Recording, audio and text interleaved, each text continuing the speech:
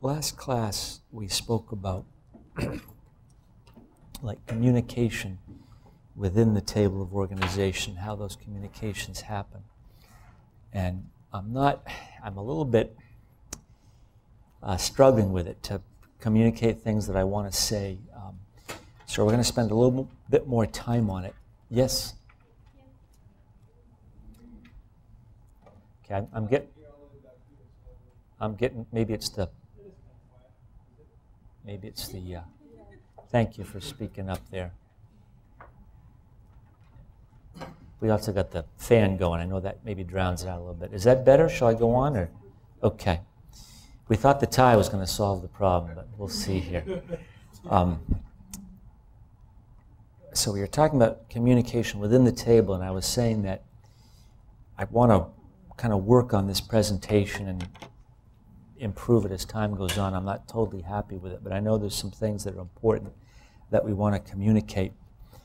I just pondering it over the last few days, I think I came up with some maybe new material that's going to help. But the way I would think about it is that when I'm operating like under a delegation, like maybe, Andy, you do some outreach type thing, right? Just grab the mic and just tell us briefly what that is that you're doing as far as outreach goes. I'm with Sebastian and McElderry Sports Club. Okay. You go out every Saturday morning, I assume. You gather kids up, take them to a park or something, organize a sports operation. You have some sort of time of preaching or teaching with them, I don't know, before or after, something like that. A lot of fun and then some concentrated. Right. Kids are at what age?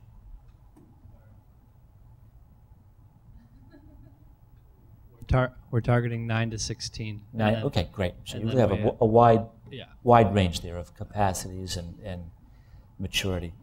Okay, so the point is that when Andy is out there with Sebastian doing this outreach in McElderry Square, whatever the name of that place is, he is really, he is representing something bigger than himself.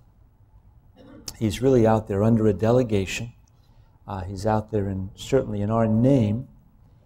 And on maybe one hand, like any spirit-filled believer being led by God, what you're doing is awesome. But then on another hand, when you're doing it like under us and representing us, it's what you do out there is really it always has to be seen in the light of really representing all of us and doing things in a way that we are agreed on and that we can all support. And certainly the support comes from the leadership above you, and then we're supporting the leadership.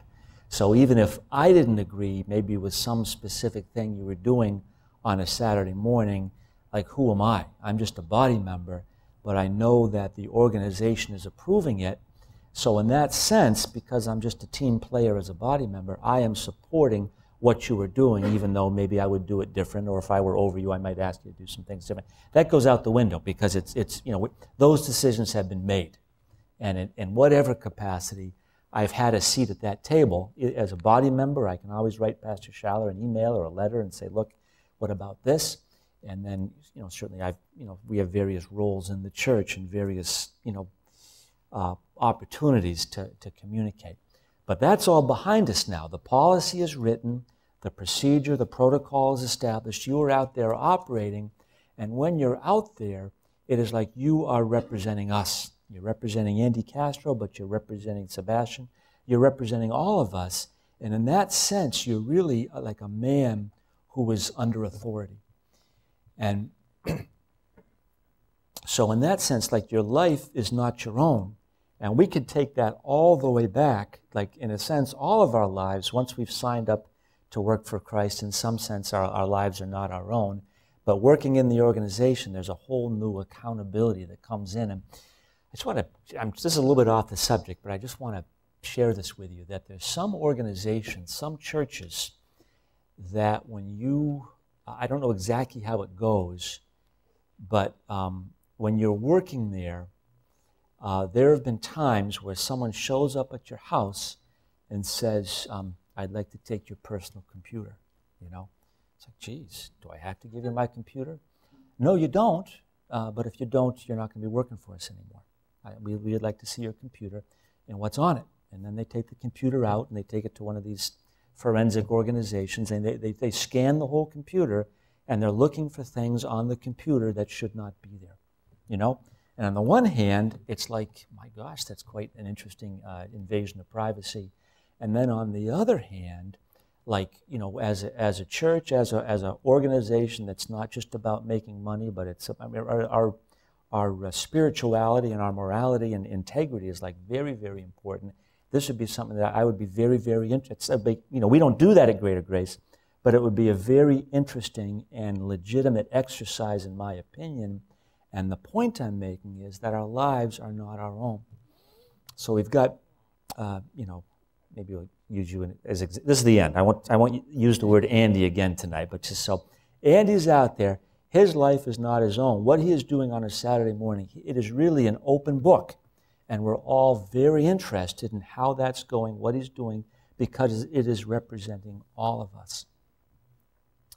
And it's the same thing, you know, no matter where you're working in an organization, you know, and everybody here is working in some sort of organization somewhere. You're working for a business, you're volunteering in the church, you're working for the church, you're in a family, and we're working with each other. And in each of those venues, what you're doing is representing somebody else and affecting other people.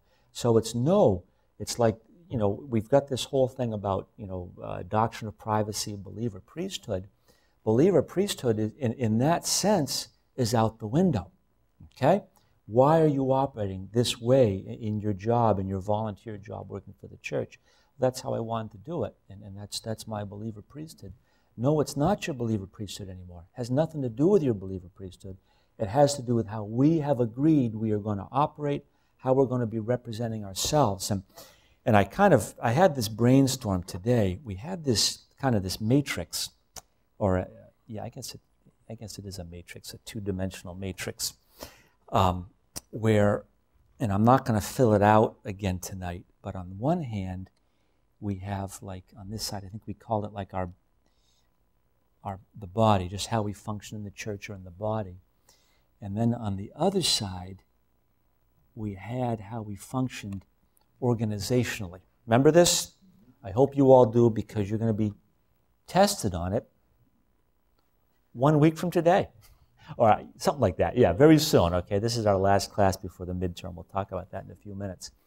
But over in the body, over on that church side, I'm led by God. Right? Led by God. Okay? When I'm working with an organization, I'm not led by God. I'm directed by the organization. Okay? Wesley works in our security department. He's assigned shifts. Okay? You know, when's the next time you're assigned? When's your next schedule? 9 o'clock tonight. You're going to take over from somebody else. Okay, so it's 9 o'clock tonight, and Wesley gets in his car and goes home. Okay, do you have a car these days? Okay, gets in. What's that? Okay, you've got a. I'm sorry, you have a vehicle. So he gets in his car and goes home. And either tonight around 9:05 or certainly tomorrow morning, Wesley's going to get a phone call. It's going to be either tonight, you know, whoever he's relieving is going to call him, or tomorrow morning. He's going to get a call from his department head, Mike Vietor. Wesley, where were you last night? Okay? God led me to go home last night. Okay? Now, we laugh about that, and we should, because in a sense it's ridiculous, but it's like I'm just making this point about how things work different in an organization and they work in the body. Is anybody going to question that Wesley was led by God? I'm not going to question that at all. I don't care if you were led by God or not, because, of course, I'm over Mike Vietor. In the organization, I'm above him. But what I care about is that the organization cannot function with Wesley making these decisions, so he's going to be no longer functioning he will not work here anymore. Okay. Now, maybe we could have a conversation, and he would say, I understand the error of my ways, that will not happen again, and he could talk his way back in. But that would happen once or twice at most, and it would be over. No problem, Wesley. Be led by God. Absolutely. Just the way you know God, the way you're being led, you cannot work in this organization. Okay? And so that when you're functioning in the organization, last week we talked about policy, we talked about covering, we talked about organizational thinking. But maybe we want to just focus on policy and procedure. When you're functioning in the organization, you are being directed by the organization. You are working according to the standards, protocols, procedures, guidelines, whatever you want to call those things. In a sense, you can those words all kind of go together. And that you, in some ways, are not allowed by us to be led by God. Okay? If you come to us and say, God led me to do this, we have no interest in you being led by God in that area. I mean, we are speaking two different languages, okay? You're having a conversation over on this side, and we're having a conversation on this side, and in that sense, there is nothing to talk about. There's two different conversations going on that, in a sense, they're skewed. They don't come together. Okay, maybe they do in eternity sometime, but not in time. And that's why we draw this chart to help you understand that. Because we get mixed up in our church, in our organization, things like that. I can just tell you how the conversation will go. Well, and I'm sorry. You see, I'm off of Andy now. I'm on Wesley. So Wesley was led by God, and it's like, geez, I don't think Wesley's going to be working here anymore. And some people would be saying, you're right, he shouldn't be working here because they're over on the organizational side. But then other people, I guarantee you, in the same room, other people would be saying, oh, Wesley is awesome, okay? He's a great guy. I really appreciate him. It's like, I appreciate him too. He just can't work for us, okay? And so this dividing line is very important for us to have it in our minds. In a sense, it's not a dividing line because I understand there's no difference between the secular and the sacred. It's just maybe another way to think it. It's another, I can't even put it into words right now, but I think you know what I'm saying. So that we don't, there's many decisions, judgment calls, leadings, if you want to call it that once you submit to the organization, that decision is no longer in your hands. You are not allowed to make that decision because we have a policy.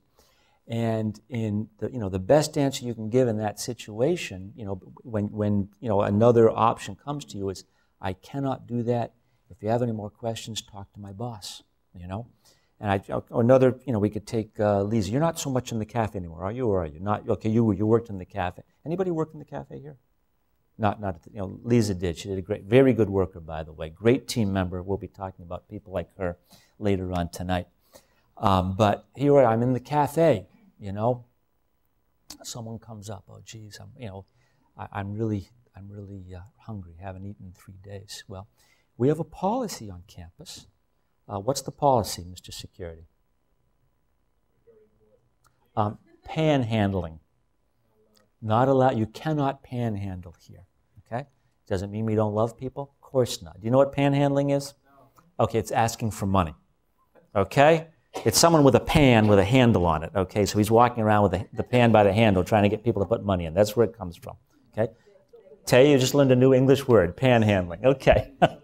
It's begging. So we have a policy here, no panhandling. So Lisa's in the cafe. This person comes in. Their face is white. I haven't eaten in 3 days. I'm sorry, I cannot give you food.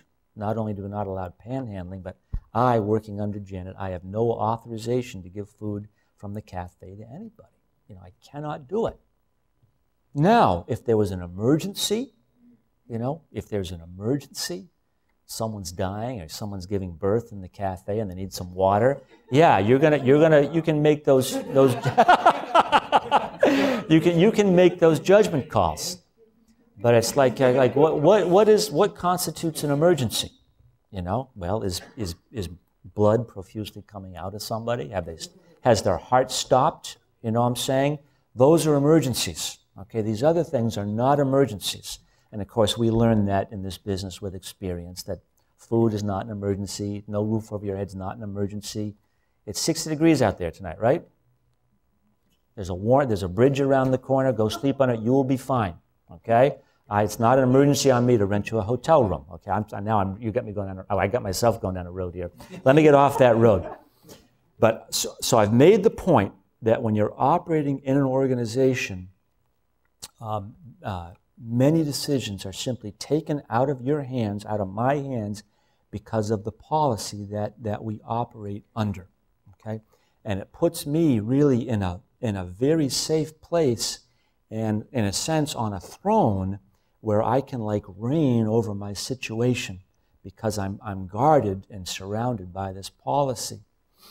Now, what I'm saying all that to make this point is that there will be individuals, and I've been one of them at times, you have been one of them at times. I understand that. It's human nature that for some reason I think I'm an exception, or I think somebody else should be an exception, okay? And I start making exceptions. Now, why would I make an exception, okay? And maybe we can think about that. If I can there we go. One of them we already talked about, okay? What I call a bona fide emergency. Okay?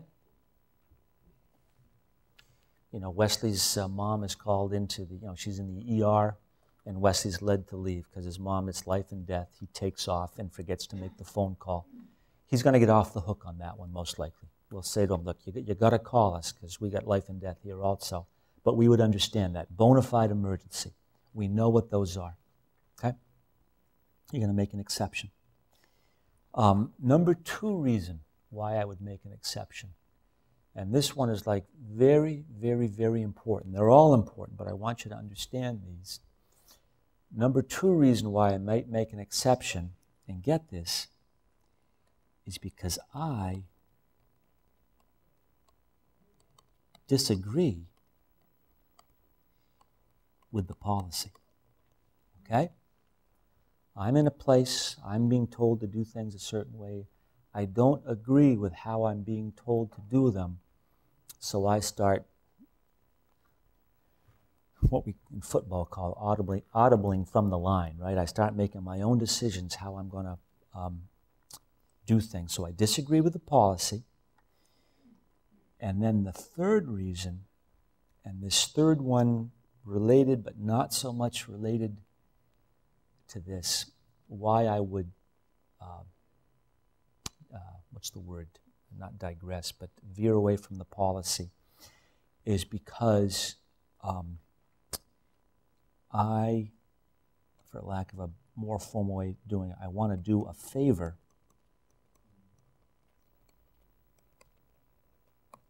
for a friend. Okay? I want to do a favor for a friend or someone that I want to do something for.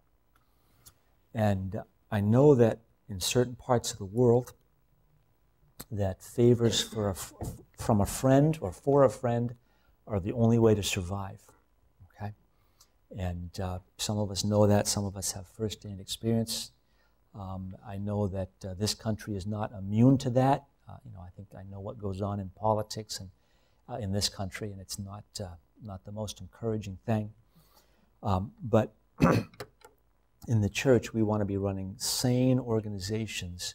We don't want to be running organizations where we get things done by doing favors for friends. Now, it becomes all the more difficult when we have people with respected offices in the church that are functioning. And let me just, I'm trying to give a good example. This is not a real example. But we've got someone who's maybe, I'm just trying to think of a good, change the name to protect the innocent illustration that I can give. But maybe I'll just give a very real illustration. What's that? John Doe. Okay, very good. So we have John Doe, but it's Pastor Doe. Okay, he's ordained. Okay? He sits on the platform almost every service, and he preaches from time to time. Maybe he gave a great message last night. And then he, walks, sometime later on that week, he walks out and he says, Wesley's on duty. It's 9:30 at night. Wesley was led by God to work that night. He didn't go home, so he's here. All right. And Pastor so-and-so walks up to Wesley. Pastor Doe walks up to Wesley and says, you know what? My wife's car is broken down. Can you give me a ride? I just live 2 miles from campus. Would it be possible for you to buzz me home? Okay? And what's difficult for that is that because this person is a person of respect in the church, it starts to mess with Wesley's job. He's never been instructed that he has any authorization to give people rides. Not part of his job. He probably also knows that he's not supposed to leave the campus. Like that would be a dereliction of duty to leave the campus. But I respect this guy. I don't quite know who he is in the organization. I know he's on the pastoral staff and an important guy because he's preaching. Is it possible that Pastor Schaller knows about this, and like this is an emergency where I am supposed to, for certain people in the church, give them rides when they ask? Okay? And then now here's the key. Here's the key. And Wesley is afraid to ask Pastor Doe these simple questions because he does not want to appear to be resisting or hindering someone of importance. Okay? And that key thought right there is what gets organizations into trouble. Okay? Everybody understand that? It's the fear that Wesley has, not that you would have it. I don't think you would. He's an amazing guy, very sharp doctrinal, knows what his job is, focused. You're a bad example of this in terms of how you do your job because I've watched you. But this happens to people in organizations. I'm not sure what I'm supposed to do, and because I am afraid of getting into trouble, I just give into it because I don't want to ask the questions and bear some consequences that I'm afraid of things that might happen to me. So that reaction, I'm going to take that question in just a second.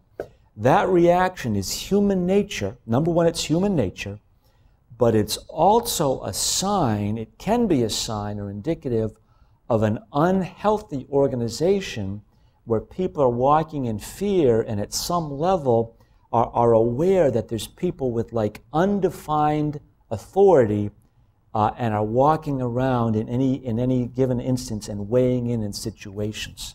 Okay?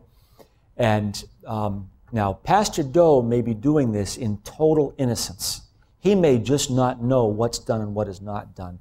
And sometimes I do this. I walk into departments and I ask things, and I don't know if they can do that. I honestly don't know, and I'm also a little bit concerned about it because I know that Pastor Taggart has a certain level of authority in the organization, and people could conceivably have that intimidation factor. So I always try to keep myself out of that situation. But it's can you do this? And I'm only asking as a body member, if this is against policy, please do not do this. I do not want you doing me favors. Okay? So people in the organization need to have, the people, of authority, whoever they are, pastors so and so, and people in this group, in this church, not this group, but this church, tend to have tremendous respect for pastors.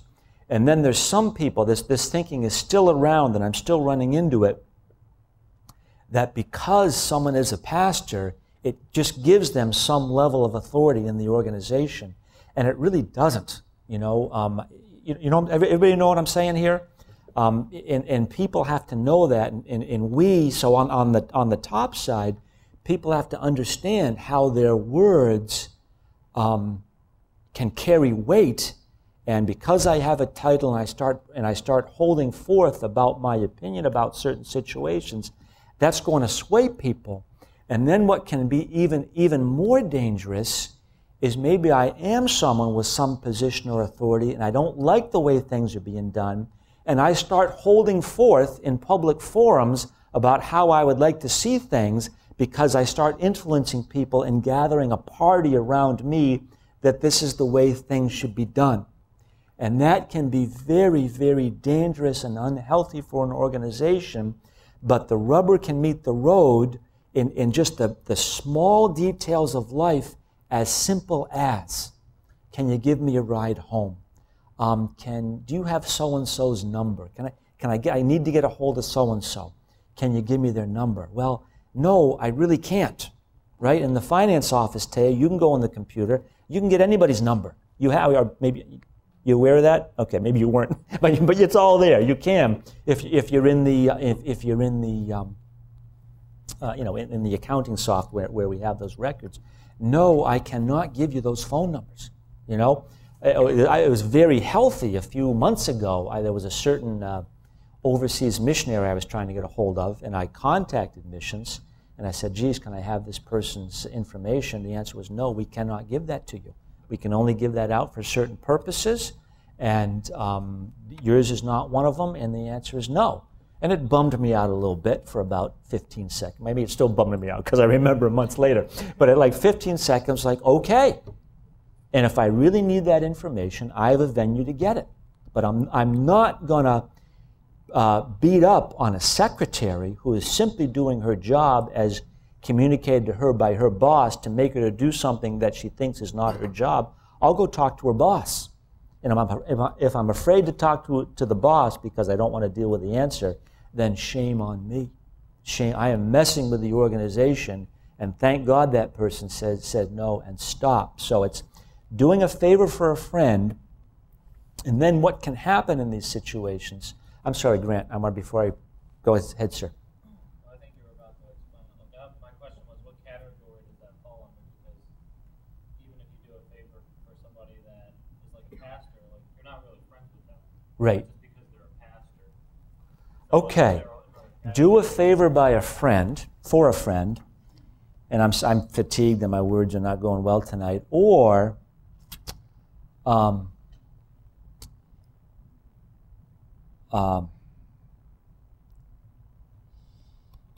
respond to undefined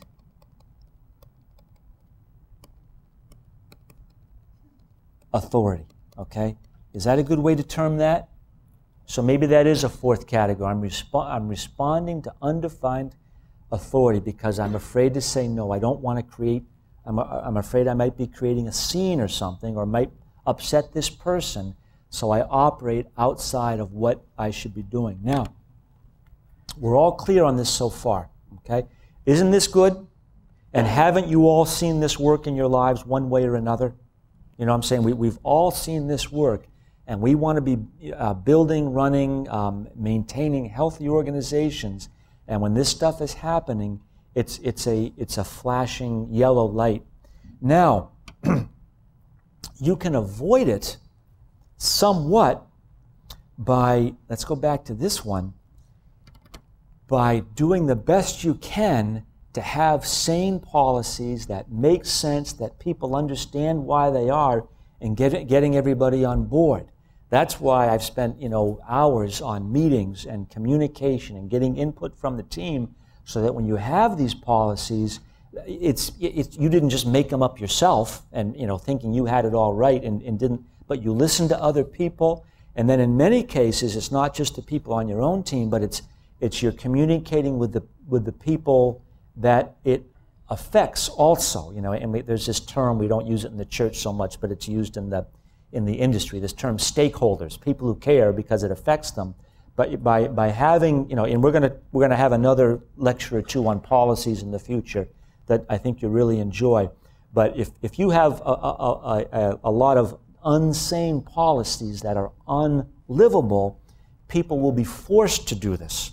They're in the church because of a call from God and because they support the message and want to be part of missions in the gospel and soul winning and body life. But you're in an organization that is not right, but people want to be there, so they're going to carve out some way of survival in that organization because they're called by God and want to remain there. But we don't want people to have to live that way because it is not healthy, it's not right, it will bother their conscience, and it will cause great problems as time goes on. And I think maybe we'll get back to it, but I'm going to spend a moment on it just because we're there. There are people who can make careers out of wielding undefined authority, okay? And here's how it goes. We've got, okay, I've used up Andy. I said the A word tonight. I've got Chad. He's in the music ministry, okay?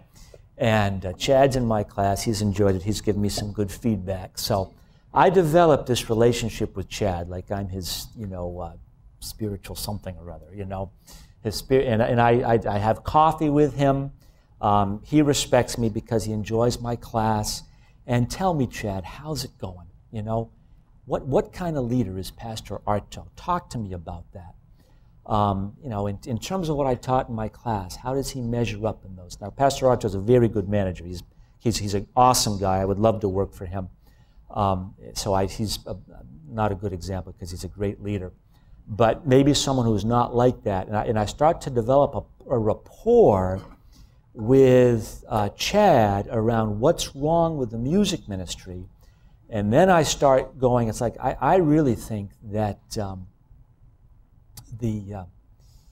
we should be going in this direction with our music. Our music is this way. I'd like to hear more of this type of music. And because Chad, I've already developed a rapport with him about, and this thought's going to go on and on because there's a lot to it. I've developed a rapport with him, a number of unhealthy rapports against the leadership, and now I start to influence him about music and about the style I would like to see. He could care less about that style, but because he wants to maintain the relationship with me, because it makes him feel good and powerful, that someone important is listening to him, he agrees with me about the musical style, and then he goes back into the music ministry and starts to have this type of conversation. Pastor Arto, how come we're not doing this? And then he talks it up with someone next to him. I'm saying someone else in the music ministry. Don't you think we ought to be doing this? And I think Pastor Arto's a great guy, but I wish he hadn't done this. And I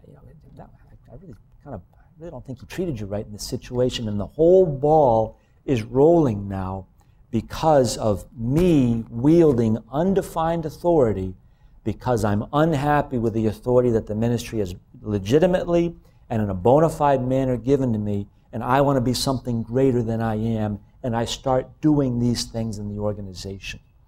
And so just how we hold forth, what we say publicly, even a body member can do it, but it's that much more powerful when someone's sitting there with a microphone or sitting around in a rap session and making comments about how things should be going, If I get comments about Pastor Schaller's leadership, who am I going to talk to?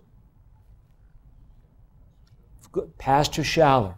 Okay, now it's possible I would have, my wife and I, it's a team decision with me and my wife if this is our church. So I could have that conversation with her because we're a unit. She and I are one forever, and that's the way it's going to be. We're not going to have a church split in our home. So there might be a time when we would want to go to a different church, and I could have some conversations like that, for the purpose of making those decisions. But outside of that, the only thing you're ever going to hear good from me, the only thing you're ever going to hear from me about Pastor Schaller's leadership is something good. Okay, the only thing you're ever going to hear publicly from me about our music ministry, it's awesome.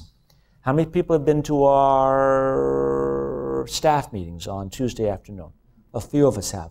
Very positive meetings. It's a public forum. There's all sorts of people there. It's positive, positive, positive. And that's why, I'm sorry to say this, but that's why I don't give reports, because I don't want to conduct business in that forum.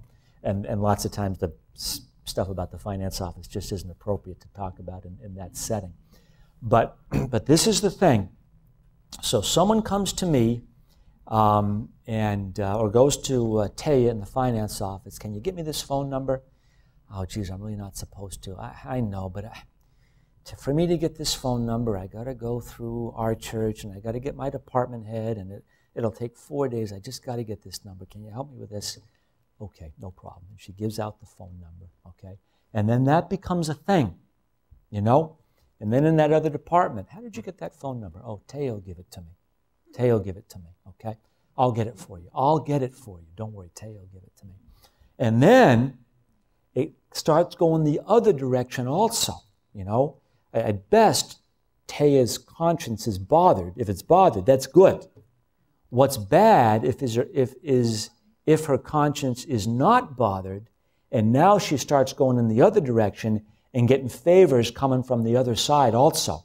And that happens. It happens in this church. I'm not thinking of any specific examples right now, but let's just say it has happened. I'm sure you guys get it in security all the time. You know, can you open this door for me? No. You know that there's a protocol for that. Well, I went through the protocol. I'm sorry the protocol didn't work. I'm following it. It's just, but so-and-so's coming. But Pastor so-and-so is supposed to preach tonight.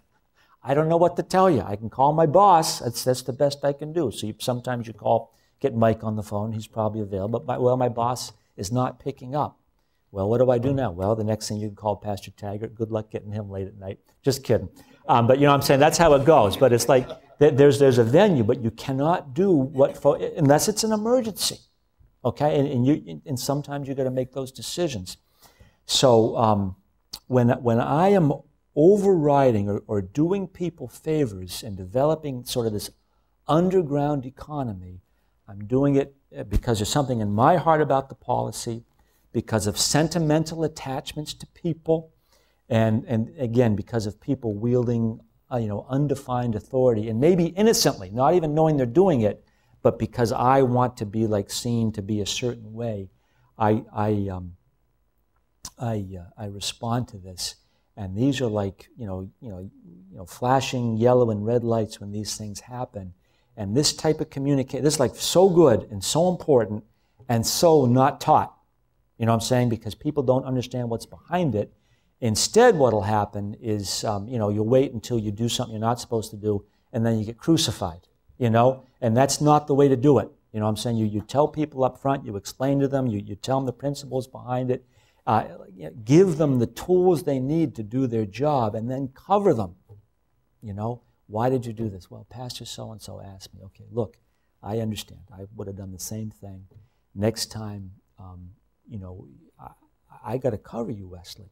Not only do I got to instruct you, but I also got to go to Pastor so-and-so. I got to walk into his office and sit down with him and go against my own emotions, because I don't want to mess with this guy, and tell him why he cannot do what he's doing. I got to go in and slap him on the hand. You know what I'm saying? Maybe that's not the best way to do it, but I'm sorry, sir, you cannot do that again. Well, I ought to be able to. Okay, we can talk about that, but we don't, the way to make it possible is not by doing it, it's by going back to the original decision and talking about it. And then sometimes, you'll be, I've been in that situation, sometimes you'll be in that situation when you go through the whole thing, and then you get, I get smacked down. That's not the right word, but I get overruled. I uphold a policy, the policy gets questioned by someone important, someone else important steps in and says, we got to change the policy, and I just, no problem, we're changing it. Done. And I have to be secure in all of our maturity. So I know that this person over here, Pastor so-and-so, is not holding it against me, so that my boss is not holding it against me. Instead, he's happy that I'm doing my job fearlessly. And of course, I can change when it's time to change and talk about it and do things in order. This is what makes a healthy organization. This is iron sharpening iron. This is men with integrity. Okay, this is like what saves churches. This is what saves countries. This people who can make these decisions day in and day out in the home. In businesses. years ago I was working in a place, and I could give a few different examples, but I'm just thinking of a business I worked for where my boss, hope I can do this and protect the innocent here, we were the American distributors for a European country. Okay? If you know the business at all, the only people that can make things right are the Germans. So they make stuff right, and then we import them and sell them. So we were an American distributor for a German company, and Finns make good cell phones. Okay, I got to give them that. Okay, so we imported these machine parts. I could explain it to you, but I'm not going to. And then we distributed them in the U.S. And my boss allowed our German counterparts thought we were selling these machine tools for this amount of money, but we were actually selling them for this amount of money. Okay? So you put yourself in the position of the Germans. You are not happy with this, And I knew about it, and I should have gone in and sat down with my boss and said, look, not only is this bad ethics, this is bad business. You need this. Trust me, and I was in the position in that organization. You need the revenue that we get from this business. You cannot afford to lose it. Do not do this thing that you're planning to do. And he could say, I'm doing it anyway, get out of my office, or thank you for that. I didn't do it. We ended up, a few months later, we lost the account. We got a fax from them. This thing is over, They called it a divorce, and my boss said, oh, we just did it in a few cases. Can we talk about it in person? They were not interested in talking. Account gone. Bad ethics and bad business, So we got to be men and women with guts, with integrity. We got to speak the truth. And then if this person over here is bothered by someone who speaks the truth to him, all right, and that ends up coming against me, who needs that guy anyway? Do I really need that guy's respect anyway? Hopefully you'll never work under someone like that, but how important is that to me, But I think generally you're helping that person, and you will gain, you will win in that transaction with God and with yourself and in your own heart in the long run. Now again, the way you do it is very important. If you walk in believing the worst about that person, why are you doing this? And you are imputing evil to that person, not knowing the facts. You walk in meekly, humbly. This is what it looks like to me. I'm sorry. Can you help me with this? It looks like we're doing it this way. I think we should be doing it this way, and it bothers my conscience we're doing it this way. You got to be able to do it and give the benefit of the doubt, because there may be things you don't want to back the guy into a corner and humiliate him. If your purpose is to go in there in your self-righteousness, proving you're better than that guy, then that's like, I don't know, why even live? I mean, who wants to live that way? That's not Christ. If a brother's overtaken in a fault, we go to restore them in a spirit of meekness, right? That same verse says, watching out for your own self, right? Lest you, I can't quote it, but you know what I'm saying. So we're very careful about that. But we're going to come back here at 7:12.